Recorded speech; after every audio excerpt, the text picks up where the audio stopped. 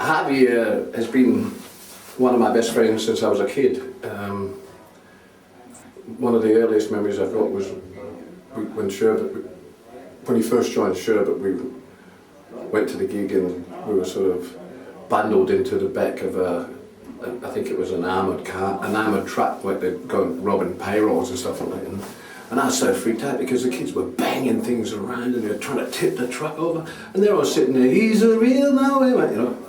And I just looked at him and I said, Jesus Christ, this is bloody different, you know. And it was sensational. But I mean, I had watched him playing through Ariel and all of those bands, and it was like, he's just a great player, you know. And more than a great player, he was a really good friend, and he was a gentleman. And it's hard to sort of, when people say, how do you define somebody that you love very much, it's very hard because words are totally inadequate when it comes to Harvey. He was a unique man. He had so much influence over me that even because when I first met him, he had a Mark II Jag, and you know, I didn't have any money, and I don't think that I was ever going to get myself in a position where I'd be able to get one of those Jags. But later on, I had about 5 of them, and I walked up to him and I said, "You bastard! You know, like, what have you done to me? I'm totally sucked into Jags." And he went, "I'm not. I've got rid of them." But I mean, it was with everything. You know, dogs. I kept his. He gave me his Great Dane when he went overseas, and it was just wonderful. And I looked after it for about, I think it was about a year or something like that. And I feel that. I want to say lots of things that are really funny about Harvey, because he was a really funny guy, you know, and anybody who knew Harvey would know that, but you had to be there to hear his English accent and his sarcastic humour, and he was just a great guy and a great player, and everywhere you went, you know, we stayed at his place, you know, Jim and I we were like brothers, well, Jim and I are brothers, but Harvey was very close to it, and I'm very sad today because and Harvey's benefit with Peter going, and it's a bit heartbreaking. I'm sorry if I'm not making much sense, but sometimes the words don't come from your heart to your mouth when the emotions get in the way. I'll leave it there. Cheers. Hi, I'm Lindsay Wilson. I was the songwriter and lead guitarist for Healing Force, and I wrote a song called Golden Miles back in the early 70s, and it's become, which I'm very, very happy about, a song that a lot of the people from that era have loved and respected. And Harvey and I met in early '84 on a handshake, and we were both lead guitarists, and I guess a little bit egotistical, but and busy. And I didn't meet him until the end of last year when Garth Porter from Sherbet rang me up and asked me if I would play Golden Miles with Harvey at his tribute, at his fundraiser, and I was delighted, of course. And I'd seen Harvey in clips and heard about him many times along the way, and I know that he was just a great musician and a wonderful player. You know, from listening to him play, of course, and also just from his reputation as being a great person. And I was delighted to say yes, and we met each other over email again, and it was a lovely meeting. He was such a wonderfully spirited and positive person, even going through his illness, and it was a great delight to be sharing a communication with him, and I was so much looking forward to meeting up with him again and to play on stage with him. Unfortunately, sadly, he passed before this occasion, but we're here to honour him, his spirit, and to celebrate his life and as a great musician, and that's about where it stands for me, loving Harvey. So Harvey, what a great guitar player. Now it's been roughly a month since he passed away, and we miss him dearly.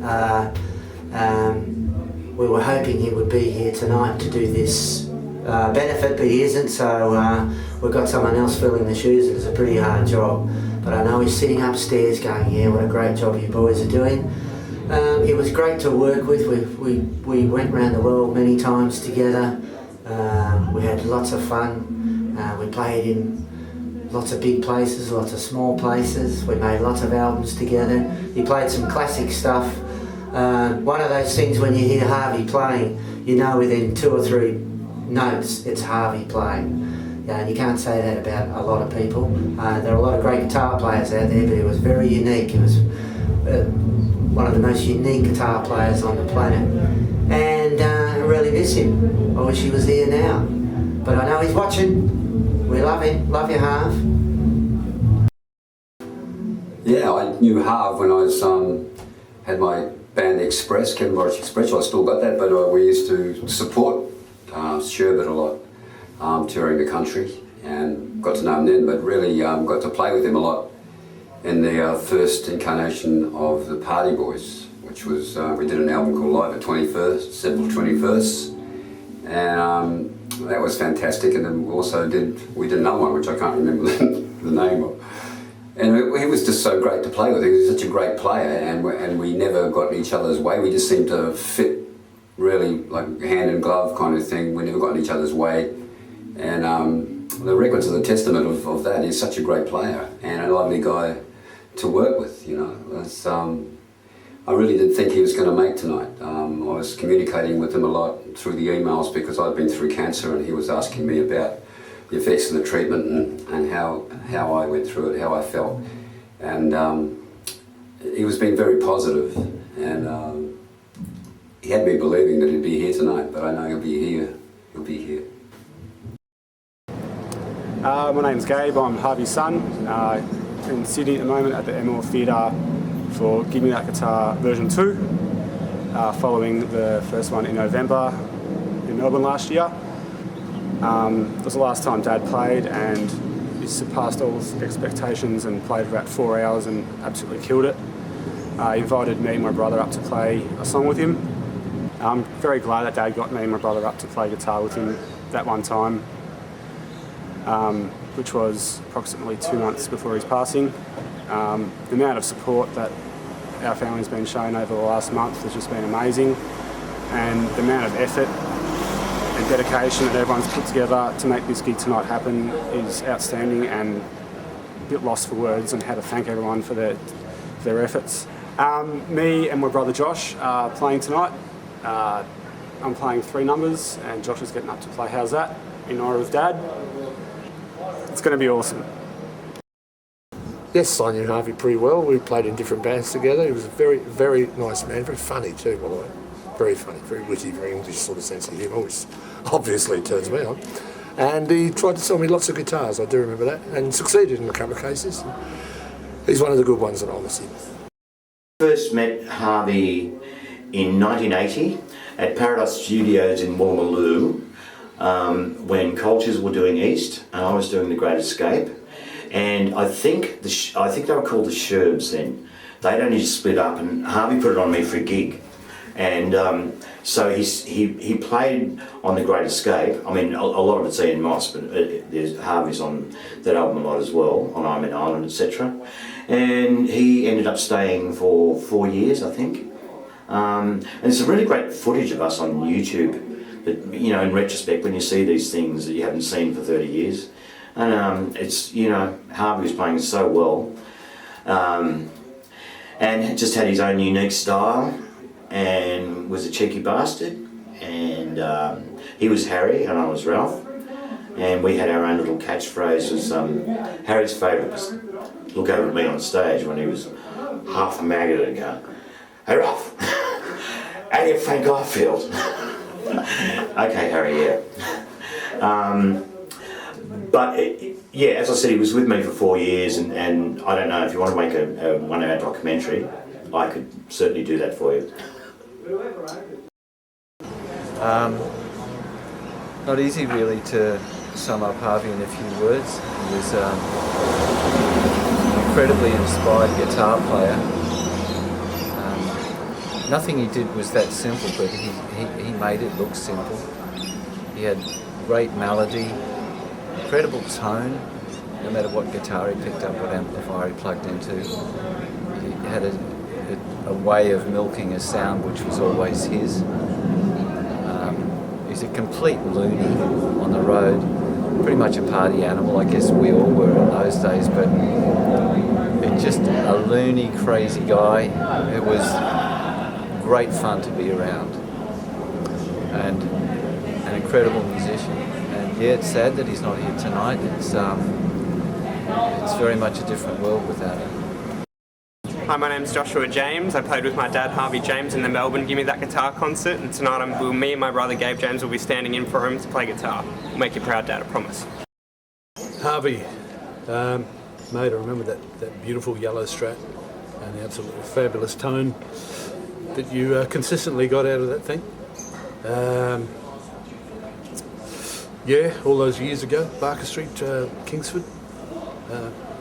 Sharing a house, playing lots of music, going out, doing lots of partying. And of course all those, those fabulous recordings with Ariel, and of course, I think your trademark solo, mate, that still stands up today is, 35 years later, is the solo, and how's that? Well done. This is Leo Sayre, and I'm really thrilled to be here for Harvey James. And yeah, I go back a long way with Harvey. There was a guitarist that we had who actually managed to find an Australian guitar in Europe called a Maton. And Harvey used to go around representing Maton. In fact, if anybody wanted to know anything about a Maton, he would come to the gigs and bring a guitar. This is the guitarist in Sherbet, for God's sake, and he's a guitar rep. So anyway, so we came down to the gig, and Big Al Hodge, this wonderful guitarist, who's sadly, like Harvey, no longer with us, but he's looking up there as well. He'll be looking at us now. He played a Maton, and Harvey brought him all these guitars, and I turned around halfway through and I said to somebody, make sure the guitar rep has a seat. To which Harvey overheard me and came over and said, Leo, don't you remember me? It's bloody Harvey. So there we were, Harvey, who I'd met with Sherbet in London, and we go back years, and I go, it's you, it really is you. So we chatted and the old days all came back. So gotta say, he was there all night, 5 guitars, stayed for the entire show, hung around and made sure that Big Al had another Maton guitar as well. So what a guy. How can you say? And then we did Countdown. We did the Countdown Spectacular Tour where Sherbet came back and everything, and we had fun there backstage as well. So we miss you, Harvey, but we know you're with us tonight, and I know you're listening in. Next song in E flat. Cool? Yeah. All right, mate. I'll be there. Cheers. Yo, Harv. Okay, we're really glad, Dragon, are really glad to be here doing this. We met Harvey a long time ago, and we were supporting his band, Sherbet, on a national tour in 1976. And we were the cockroaches that supported them. And we went around the country, it was fabulous, and he was a rock god. Still is, as far as I'm concerned. So it's great to be able to do it.